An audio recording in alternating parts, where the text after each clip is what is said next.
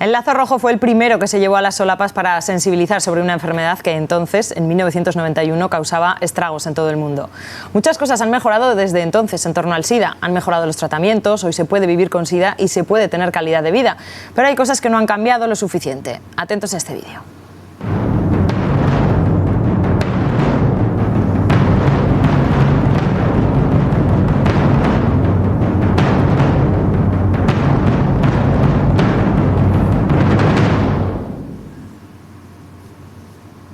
Transmite respeto, dice esta campaña, porque en esto, como en tantas cosas, el desconocimiento puede hacer más daño que la propia enfermedad. Y la estigmatización es muy peligrosa.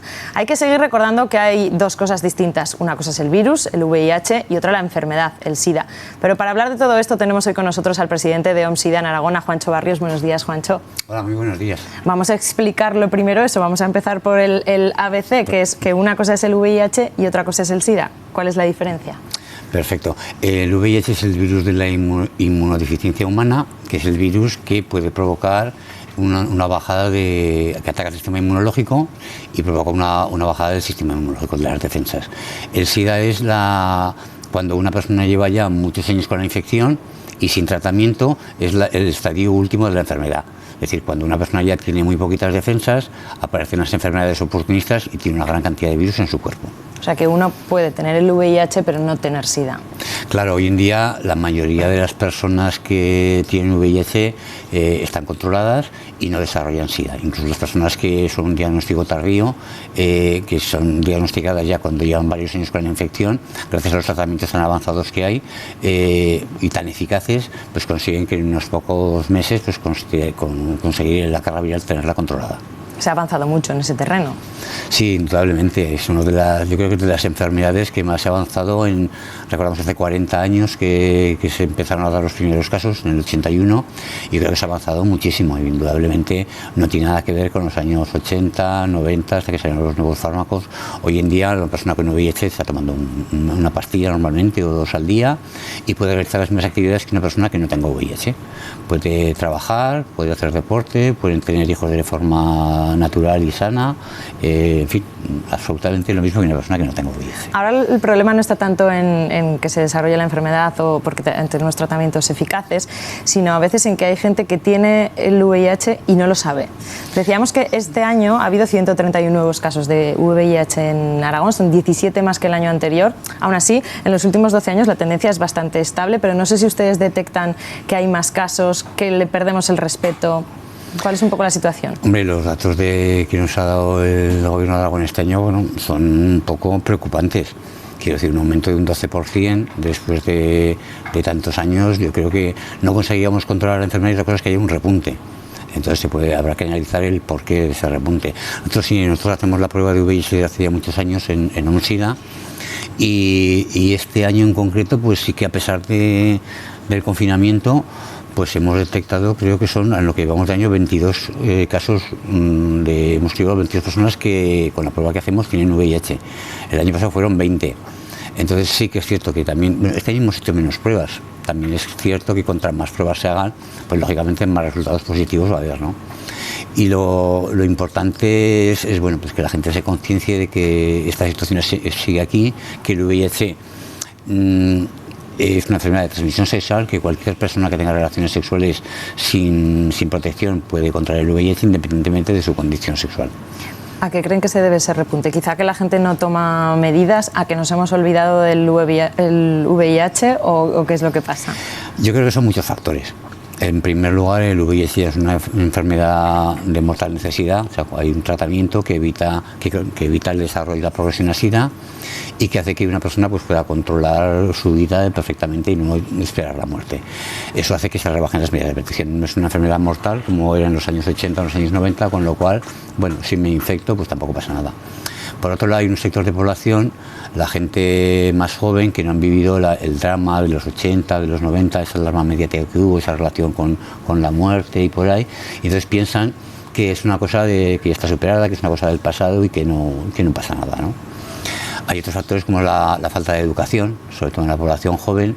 No hay una educación sobre salud y concretamente sobre salud sexual y prevención, con lo cual yo creo que esa sería la piedra angular que tendríamos que empezar desde las administraciones para poder trabajar sobre todo con los jóvenes. Si no trabajamos desde la base, yo creo que lo demás va a costar mucho más. También hay dentro de los datos, las personas mayores de 50 años, creo 55 años, creo que nos dicen los datos, son los que más diagnóstico tardío tienen, aproximadamente un 60%. Con lo cual nos indica que las personas mayores también se han relajado. O sea, he cerrado mi vida sexual con plenitud, no me he infectado, pues no me va a pasar ahora. Pues también recordar que el VIH sigue presente ahí. Y luego, bueno, el uso también de sustancias, el alcohol en primer lugar y otras sustancias, pues también favorece la bajada de la guardia y la disminución del concepto de prevención. Hay un dato que mejora respecto al año pasado, es el del diagnóstico tardío, pero sigue siendo preocupante. Baja del 56 al 42%, pero eso quiere decir que hay muchísima gente que tiene VIH y lo desconoce. Sí, así es. En eso también hemos avanzado. Hace unos pocos años era un 30% de las personas que se estimaban que no sabían que tenían VIH y hoy en día está en torno a un 14%. Pero sí que es importante que cualquier persona que haya tenido una práctica de riesgo pues vaya y se haga la prueba del VIH para hacerla en varios sitios. El diagnóstico tardío es un problema serio porque en primer lugar, para la misma persona, al no poder acceder a un tratamiento, pues su calidad de vida va a ir empeorando, ¿no? Su sistema inmunológico se va a debilitar y por otro lado, al no ser consciente de que es portador de VIH, pues posiblemente no tome medidas preventivas a la hora de tener relaciones sexuales, tendrá una cantidad de virus en su organismo alta y es muy fácil que pueda transmitir la infección a otra persona al no saberlo. Se estima que son entre un 60 o 70% de las nuevas infecciones causadas por las personas que no conocen su diagnóstico. Pues vamos a hablar del diagnóstico y del diagnóstico precoz. Vamos a ir en directo a la sede de OMSIDA en Zaragoza, porque ahí se realizan pruebas de manera rápida, fiable, gratuita y anónima. Y ahí está nuestra compañera Rebeca Vidal, que nos lo cuenta. Buenos días, Rebeca. Buenos días. Desde hace apenas un mes aquí se pueden realizar estos test de sangre que permiten sacarnos de dudas en tan solo 15 minutos y conocer si nos hemos podido contagiar con una enfermedad de transmisión sexual. Así que vamos a enseñarles cómo se realizan estos test. Lo hacemos de la mano de José Ángel Gilader, de Educador SIDA. Buenos días. Hola, buenos días. Vamos a ver cómo se realiza este proceso aquí con un voluntario que tenemos. Mira, pues es una muestra, se coge una muestra de sangre, ¿vale? Ahora veréis, entonces, déjame la manica. Lo primero es desinfectar con alcohol. Eso es, vamos a ver, un segundito. Desinfectaríamos con alcohol y ya directamente con una lanceta que es automática.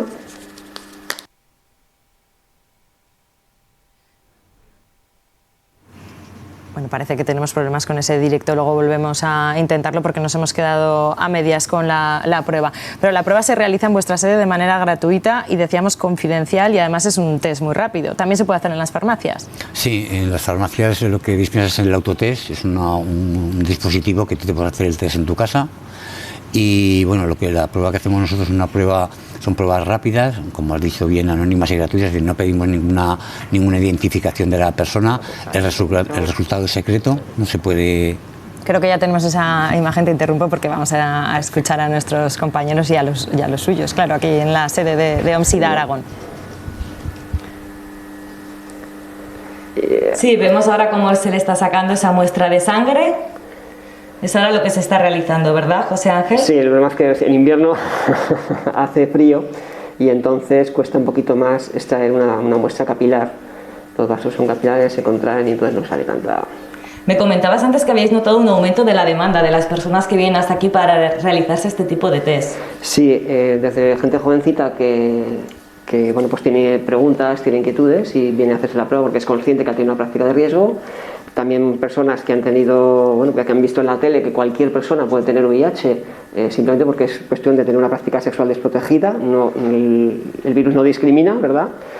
Y también hemos encontrado que viene un aumento de personas, de trabajadores y trabajadoras sexuales, que ven la oportunidad de un centro sanitario en el que hacerse un cribado y un control regular de pruebas Porque aquí no vamos a pedir ningún papel, todo es anónimo, es confidencial, todo lo que hablamos aquí, y facilitamos pues el poder conocer nuestro estado de salud, ¿no? Que es muy importante.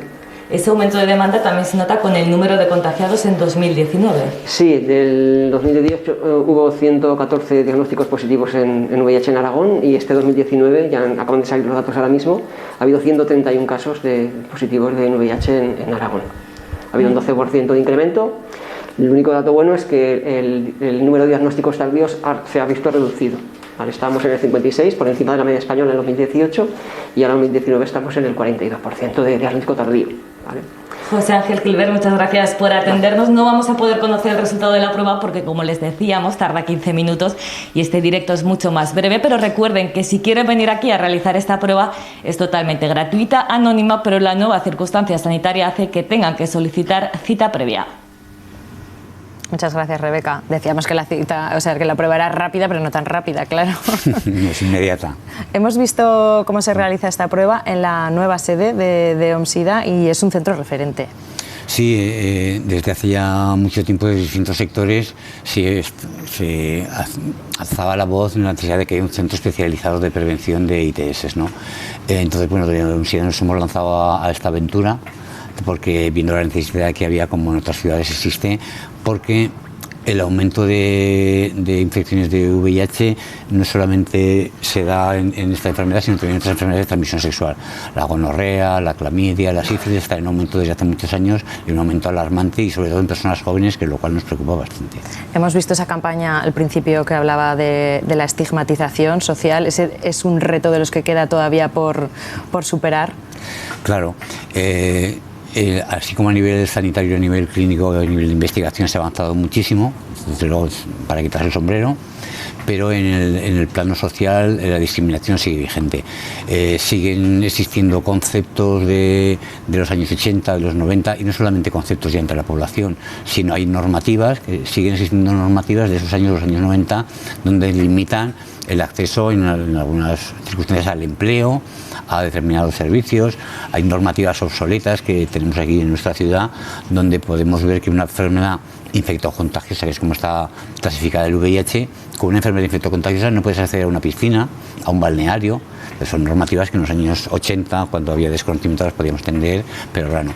Pero hay otro tipo de discriminación que es más preocupante, que es el que sufren las personas cuando consideran que toda la discriminación, todos esos estereotipos son reales y se sienten culpables. Estamos hablando sobre todo de la situación en Aragón, también en España, pero quiero que ampliemos un poco el foco, porque el lema de este Día contra el SIDA, de este Día Mundial contra el SIDA, es solidaridad mundial y responsabilidad compartida, porque estamos resaltando lo que decimos, cómo está avanzando la detección y el tratamiento en los países más desarrollados, pero no en todo el mundo es así. Hay datos muy preocupantes. 12 millones de personas en el mundo no reciben tratamiento. Hablamos ahora con Muskila Zancada, en directo, portavoz de Médicos del Mundo en Aragón. Buenos días, Muskila. Hola, buenos días. ¿Qué es lo que más preocupa a nivel global? Decimos que los datos son muy preocupantes. No sé si la detección de casos o el acceso a los tratamientos. Bueno, es cierto que de los 38 millones de personas que se sabe que están infectadas de VIH en el mundo, más de 2/3 viven en África subsahariana. Entonces, esto sería uno de los primeros puntos que hay que tener en cuenta y sobre lo que hay que alertarse, ¿no? Sí que es cierto que la incidencia en África en general ha bajado en algunos países porque se ha trabajado mucho, pero sigue siendo un problema de salud global, una emergencia de salud global, que crea mucho gasto y que crea mucha pobreza, ¿no? Si ponemos, por ejemplo, el ejemplo de Sudáfrica, todavía sigue siendo la mayor causa de mortalidad en el país, ¿no? Y se estima que 1 de cada 4 mujeres entre 15 y 35 años se van a infectar, lo cual también va a crear una prevalencia entre mujeres embarazadas altísimas, ¿no? Entonces, esto sería una de los primeros puntos a tener en cuenta. Inquieta mucho también lo que vemos en nuestros programas, en los programas de Médicos Sin Fronteras, es que la coinfección elevada con tuberculosis también causa mucha mortalidad. Esto también es muy inquietante. Y por otro lado, hay países donde hay una prevalencia más baja, como puede ser el caso de República Centroafricana, pero donde hay muchísimos problemas para acceder al test diagnóstico y al tratamiento. Y de hecho, pues en este país, en República Centroafricana, de 110.000 personas que están infectadas, que se sabe que están infectadas con VIH, menos de la mitad tienen acceso al tratamiento, ¿no? Entonces, este es un problema muy importante en un país que, bueno, pues que tiene una situación muy difícil en cuanto a un conflicto y una violencia prolongada de muchos años, y que, bueno, que abre toda una serie también de obstáculos y un cóctel bastante mortífero, pues al que se tienen que enfrentar las personas para poder ser diagnosticadas y recibir un tratamiento que tampoco es gratuito, por otro lado. Muskilde, ¿cómo es la situación de los niños? Porque hay 1,8 millones de niños en el mundo contagiados por VIH.